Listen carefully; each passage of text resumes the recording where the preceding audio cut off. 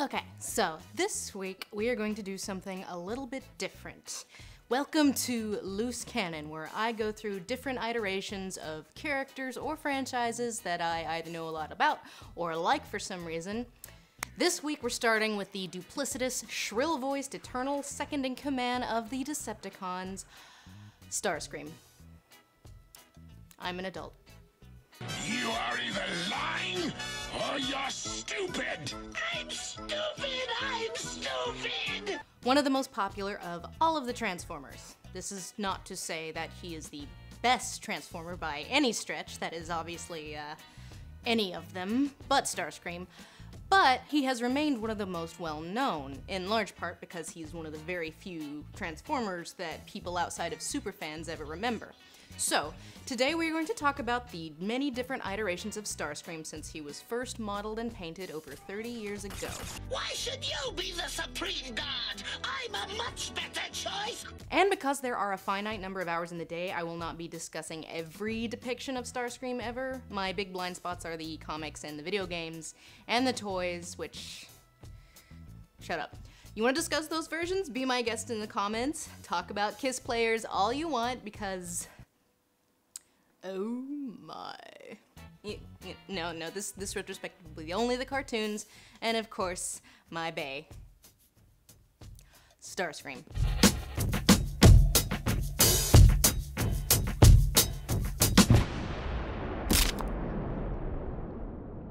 Starscream's most prominent characteristic is that he is duplicitous. The Decepticon who plans his escape is hardly a failure! He pretends to be faithful to Megatron, but really wants to be the leader of the Decepticons. Ha! He's been trying to dethrone Megatron for years! He's also really bad at hiding this. Megatron is dead! I'm the leader now! Megatron is no more! I now lead the Decepticons. It's the old...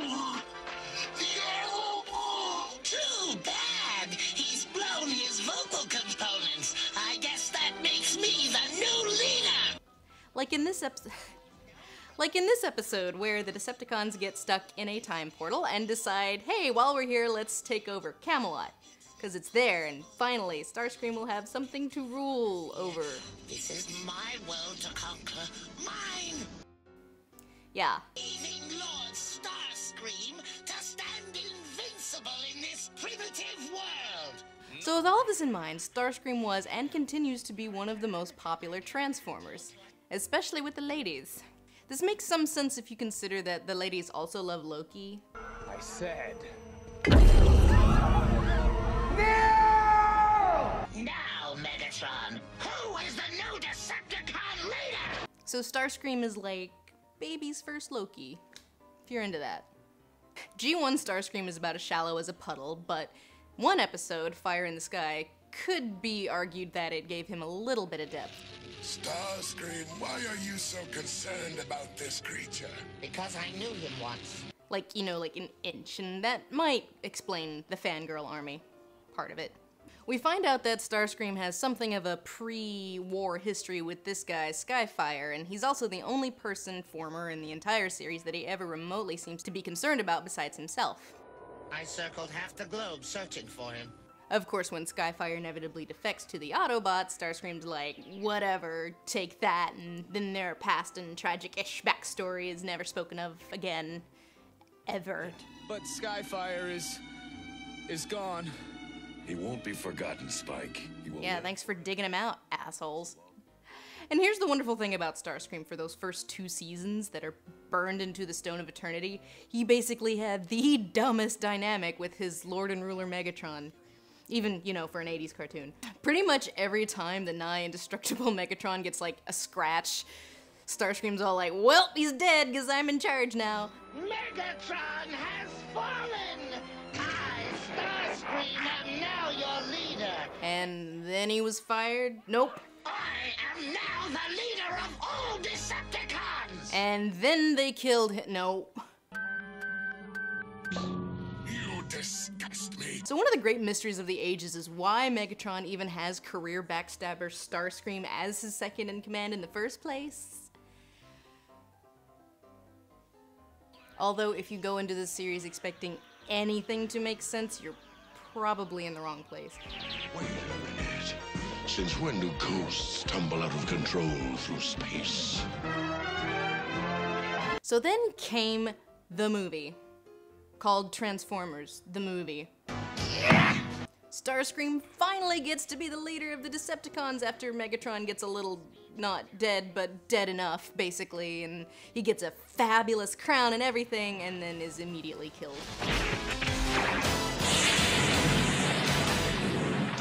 Along with basically the rest of the cast. But unlike the rest of the cast, Starscream came back. A lot. Starscream's ghost came back and possessed Cyclonus in an episode in season 3 called, Starscream's Ghost. We learned that he did indeed have something of the special, as he's the only dead one who ever comes back, and he possesses other Transformers. Twice. Then, 10 years later, we've got Beast Wars, and he's back again, in basically the same way. They extended the whole ghost thing, and he's got the special too, like, he's got this mutant indestructible spark, so, you know, somehow he time travel into the future past, because Beast Wars is weird. So he possesses Waspinator, yeah, for one episode, and so now he's like a time-traveling mutant alien robot ghost. Air Commander Starscream of the Decepticon Battle Fleet! Which is weird because the last time we see him, he's, I live again! So he gets a new body, and the last time we see him, he's floating around out there in space. Galvatron shot him, but he's still got his body, so, you know, he's fine. So the whole Beast Wars thing, I don't even know. Sadly, Chris Latta, who voiced the iconic original Starscream, died a couple of years before the Beast Wars version came out. And it's not the best Beast Wars episode by any stretch, but hey, at least it's a pretty good impression. Next. Why do the ladies love Starscream? I've heard it's argued that it might be because of Transformers Armada.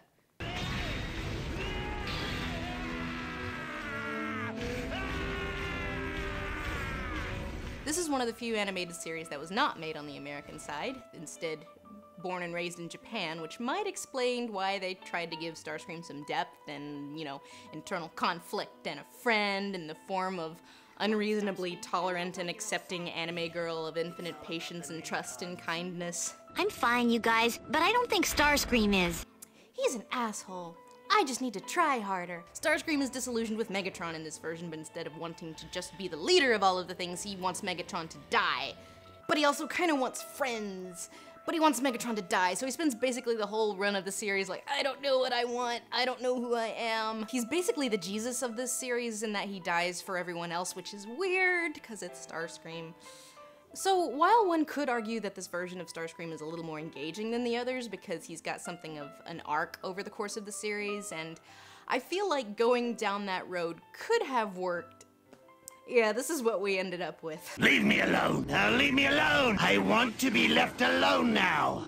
I want to be left alone. They don't understand what it's like to be a Decepticon. It really doesn't help that his voice sounds like an angsty Krusty the Clown. You can't possibly understand the humiliation that I've suffered. Will you just leave me alone? What the hell was that? I don't need your sympathy. Now leave me alone.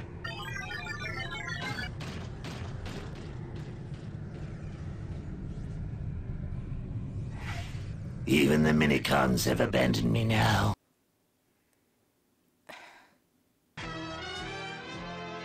Transformers Animated, or as I like to remember it, Transformers Chins. You interrupted my speech! You like chins? We got your chins. Chins!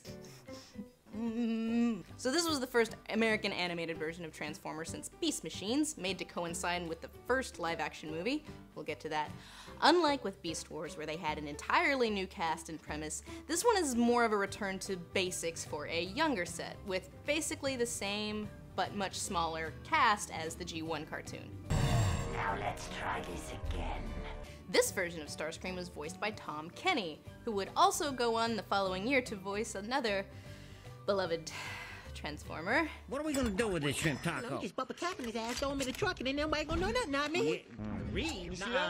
We don't really do much reading. Oh, look who came sashaying back. Hair growing like a chia pet. Look at him. I had a Look bit at of a that. mild panic attack earlier, right? That's because you a pussy. This show, unlike the G1 cartoon, also featured effort, which right off kind of reveals the problem with writing Starscream as his original little shitheel self and maintaining any kind of internal logic to the show, which this one, you know, tries to. The result is that he's going to do his thing and inevitably gets booted from the Decepticons almost immediately because he is the way he is, and then he spends the rest of the series trying to take over from the outside. It's either gonna be that or have Megatron be an idiot, and you know, we can't have that, you know. He's gotta be at least a little threatening. He's not Gargamel. This version of Starscream is also noteworthy for giving us a female version of Starscream, Clone, where the clones represent like aspects to his personality. He's a coward, he's an egomaniac, he's a suck-up, he's a liar! I am not. So, which part of me did you come from? Don't ask. Okay then. Alright, now let's talk about the movies.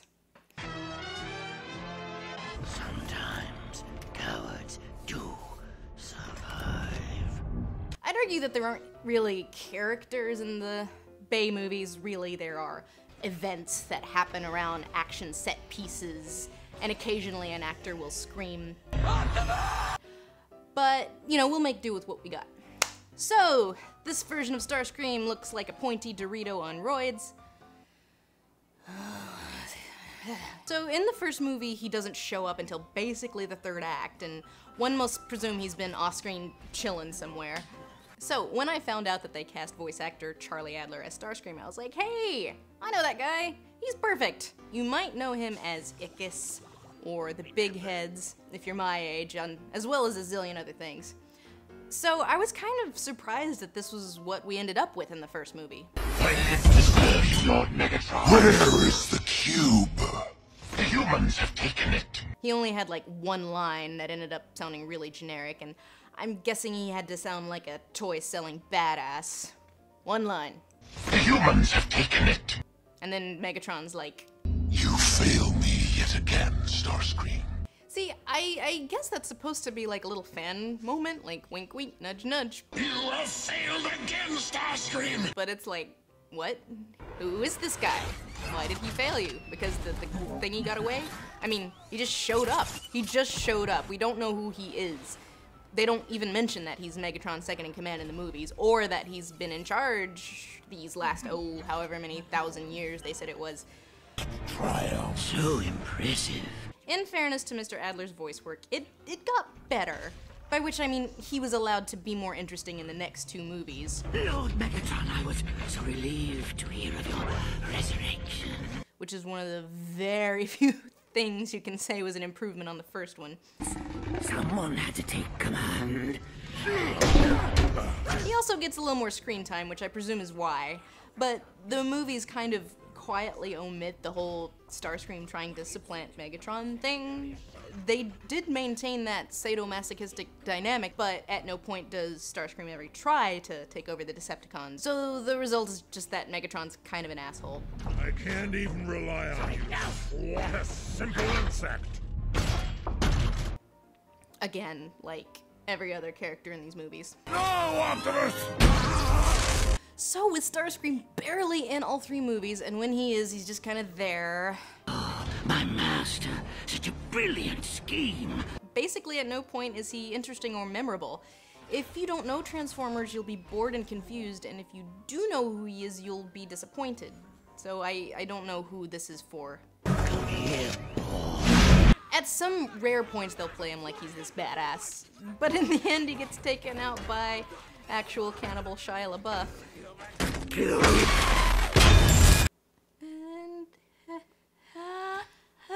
And that's all she wrote. Next. All hail Starscream. Aw, hell, mother whining, yes! This Starscream is fabulous! He's also the best one. See, G1 Starscream is always going to be my favorite because the silliness of him just fills me with such a glee, you know, and also nostalgia. Hello. I've had enough of this chivalrous nonsense! Transformers Prime Starscream is just the best package. He's the best written, the most engaging, best designed, best acted, most watchable, most fabulous. A+ Starscream. And it only took us 20-some tries to get to this point. But once I finally hunkered down and watched it, this series honestly, in my opinion, rivals Beast Wars in terms of just being the best one. But I always had a hard time with Beast Wars anyway for a number of reasons. Although Beast Wars does win on one count. No annoying kids. That's a discussion for another day. We're supposed to be at a rock concert. Do you know how long I've waited to see Slash Monkey? Forever! So, Transformers Animated shows us the problem with having a character like Starscream in a show with a storyline that goes for any number of episodes and actually changes from week to week. Unless Megatron's a moron or the show doesn't make any sense, he's going to get booted and spend the rest of the series in a subplot. And the Megatron in this show is a stone-cold badass. Despite your treachery, I've allowed you to carry on this long because I took a certain delight in following your string of failures. But you finally become tiresome. And somehow they managed to more or less stay on the same team for almost a whole season before he inevitably gets booted. Starscream. Aligned with no side. Then he spends a good chunk of the series in a subplot before eventually rejoining with the Decepticons. He's probably the most competent version of Starscream to date, finally striking a balance of cowardly and kind of badass, and plus he has those fabulous heels. You go, girl. So while I do think it's kind of a stretch to consider the concept fresh at this point, at least they efforted enough to the point where it was actually a pretty good show and a pretty good interpretation of the characters. And for the based on toys thing, which a lot of kids shows are now, I guess that's as good as you can hope for. See, there's this idea that the toys really are carte blanche and the characters don't matter at all, which I agree with on some level, but not entirely, not with this franchise. Otherwise, we wouldn't keep seeing the same story over and over. Is the story of the Autobots versus the Decepticons with basically the same characters each time worthy of telling over and over again? Probably not. But that's what we got, and it's all rooted in a deeply, deeply silly 30-year-old cartoon.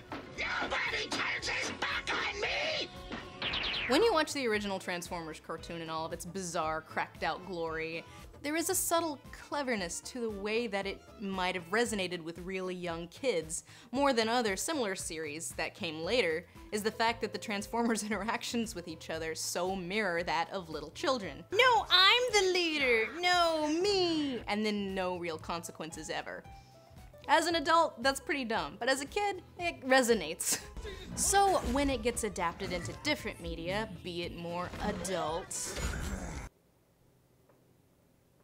or just more sophisticated, it's almost like a challenge. How can you take an admittedly pretty limited character and rehash it over and over and yet make it still work, especially if you're trying to go for a more sophisticated audience, which kids are nowadays. Sorry, Gen Yers and millennials.